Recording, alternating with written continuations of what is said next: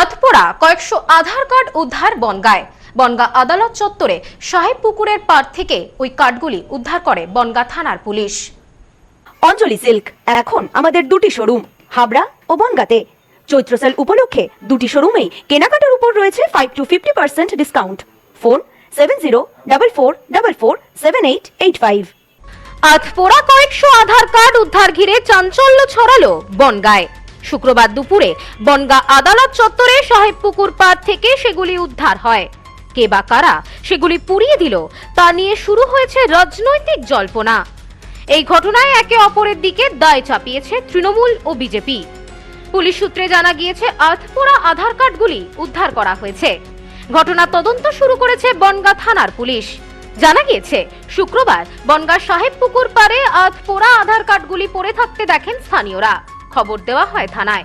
দ্রুত পুলিশ সেখানে পৌঁছে যায়। জানা গিয়েছে আধপোড়া অনেক আধার কার্ড স্থানীয় বাসিন্দাদের। স্থানীয় ঠিকানায় বেশ কিছু আধার কার্ড পড়ে থাকতে দেখা গিয়েছে।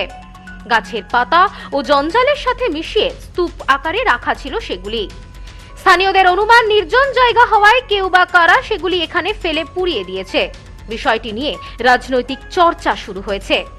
তৃণমূলের দাবি বিজেপি এসআইআর এর নাম করে বৈধ ভোটারদের নাম তালিকা থেকে বাদ দিতে চাইছে। বাইরের বহু মানুষের নাম আধার কার্ডের মাধ্যমে সেগুলি তালিকায় তোলার চেষ্টা করেছে। এগুলি নাম তুলতে না পেরে পুড়িয়ে দিয়ে থাকতে পারে। আবার বিজেপির দাবি তৃণমূল টাকার বিনিময়ে অনুপ্রবেশকারীদের জাল আধার তৈরি করেছে। এসআইআর হওয়ায় ভয়ে সেগুলি পুড়িয়ে দিয়ে থাকতে পারে।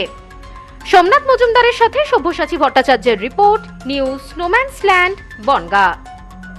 নিউ পিসি জুয়েলার্স সম্পর্ক গড়ে দেয়। বনগাঁতে আমাদের 3টি শোরুম প্রতিদিনই খোলা। নিউ পিসি জুয়েলার্স বনগাঁ বাটার মোড়। New PC jewellers branch Kumudini স্কুলের বিপরীতে। New PC jewellers beauty Motiganj Hatkhola. আমাদের এখানে সোনা কিনুন পেপারের দামে।